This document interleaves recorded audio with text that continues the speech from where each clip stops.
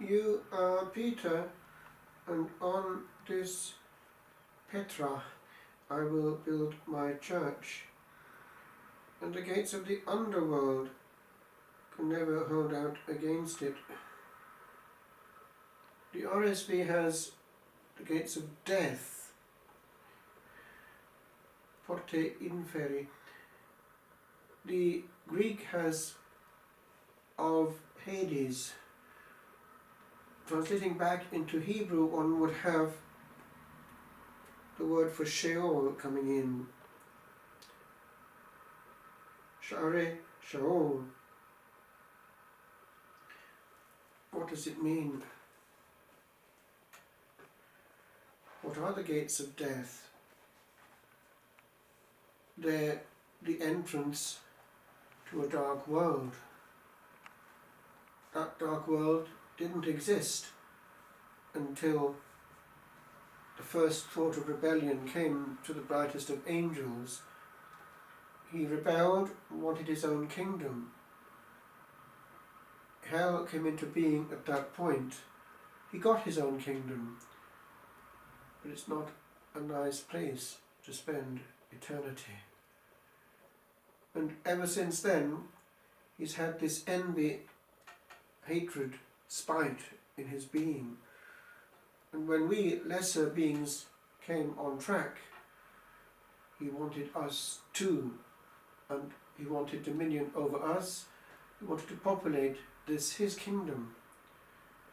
That is the backdrop to this new means which the Lord in his humanity and divinity combined gives over to now who and what. He is going to give his power and authority to the apostles, but from the beginning, as we see, there is a precedence. We can see it already in the first council, 15th chapter of the Acts.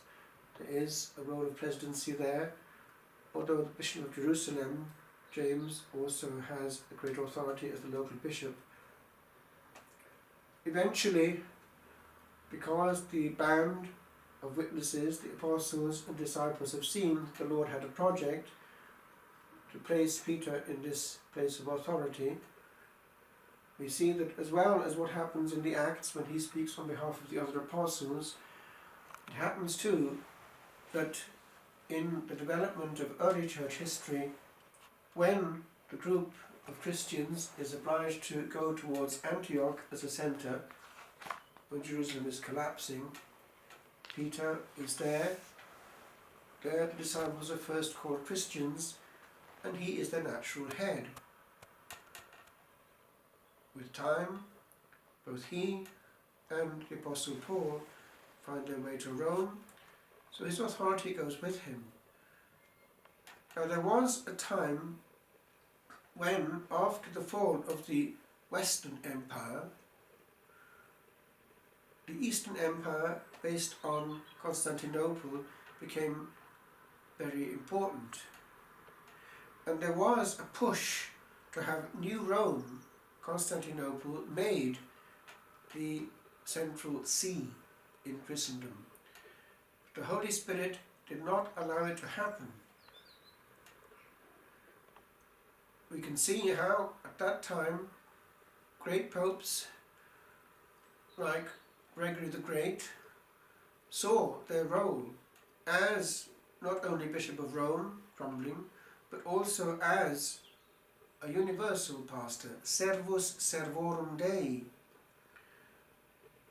Leo the Great, earlier in time, writing in the 400s, has a clear notion of his own role as the successor of Peter, and therefore as the central bishop in Christendom. And this is recognized by all the early sees. Rome is seen in the early centuries as a point of reference and of doctrinal safety. And in the last of the great Christological ecumenical councils, that of Chalcedon in 451, They thrashed it out, and then they all kept silence as the Leonine letters were read by the legates from Rome. And it was a perfect doctrinal tractatus on the three persons of the Blessed Trinity and the nature of Christ. And they all, in that awe and silence, in the East now, simply said, Peter has spoken. And there is a reason for that. This promise that we've just read, and also the fact that the Lord commissioned Peter after the resurrection to feed his sheep. If one goes to the Vatican and looks up the dome of St. Peter's, one sees this commissioning there, not in Latin but in Greek, deliberately placed in Greek in the dome for all to see that he's the universal pastor. It's actually there even in the Apostolic Fathers. For Clement, writing very early in time, Pope Clement of Rome, intervenes in the affairs of a local church, that of Corinth. Why? Because he sees that he has a role of authority even beyond his see. What happens? It's in 1054 that a local squabble or quarrel becomes rather big. The Patriarch of Constantinople and the Bishop of Rome have an argument, but it was thought that it would pass, as did all others at the time, but it didn't, and it spread.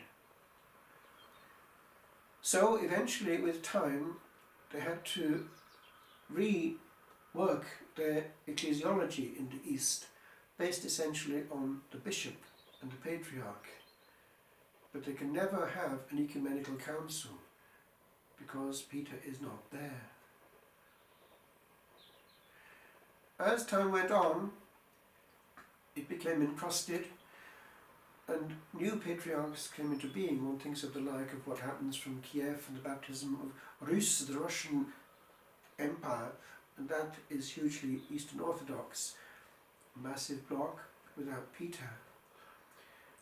But when it came to the fall of Constantinople, before it happened, they made overtures to Rome, because they knew that they had to have the military support of the West to stop this from happening. And so they had the last complete ecumenical council in history, where the East was actually present as well. It was that which started at Ferrara in 439 and ended up in Florence. And there it was declared that it was an ecumenical council, and East and West came to agreement on the difficult points which had caused doctrinal separation, notably the filioque, that clause in the Creed about the Holy Spirit. Of course, we know what happened, and they got back at grassroots level. It wasn't received, and that famous outcry, we'd rather be under the Saracens than under Rome. And so it was. Now this, therefore, is a day on which we think about the authority of Peter, especially in the realm of teaching. The word see, the see of Peter, comes from the Latin root sedes, which is a seat. And we have the other word cattedra, which is also a seat, a chair, and it is the position of a teacher to be seated in his chair. To this day we talk about the chair of philosophy, the chair of whatever it might be in a university. And a bishop might actually still, in his cathedral, teach from his cathedra. The Archbishop of Cardiff used to do that. It was quite impressive. The teacher has the authority to sit and teach. But that has carried on in the case not only of actually the Bishop of Rome, but for his own flock, the local bishop. The local bishop must teach. when I was growing up, the Archbishop of Cardiff used to write very regular pastoral letters. The Archbishop of Siena, who ordained us, also taught. He would send good, written, published letters to us, and they were quite demanding. He demanded, for instance, that every Sunday sermon be catechetically orientated and based on a passage of the Catechism. He wanted the flock to be taught. And therefore the preacher must be in communion with his bishop and with the Bishop of Rome. We have no right to preach our own truth. And where do we find the truth? In what is commonly shared by the whole Church. We have now the advantage of having the full Catechism published, which wasn't the case when I was doing theology, and we have also all the tradition of the Church, which we mustn't forget, because theology understands itself better as time goes on, but truth doesn't change. I conclude. The unity of the Church is actually of a miraculous nature. Cardinal Pell reminded us of this very recently, and he had this hint which we might take with us on this day. It's not good to damage that unity, and therefore the challenge on this day, be aware that we could be playing the devil's game if we do.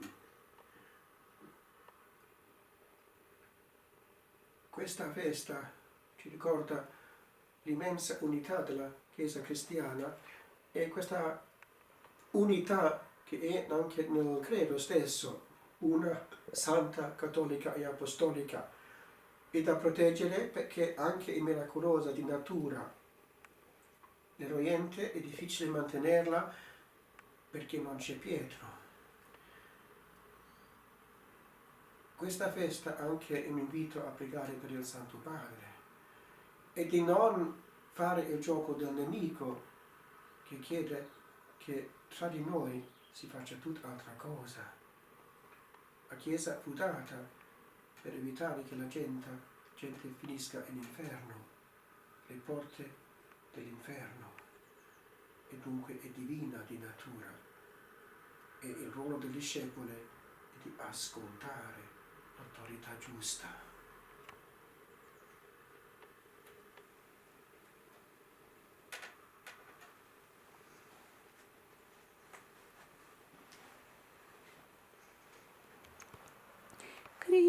Christus vincit, Christus regna, Christus, Christus imperat. Christus vincit, Christus regna, Christus, Christus imperat.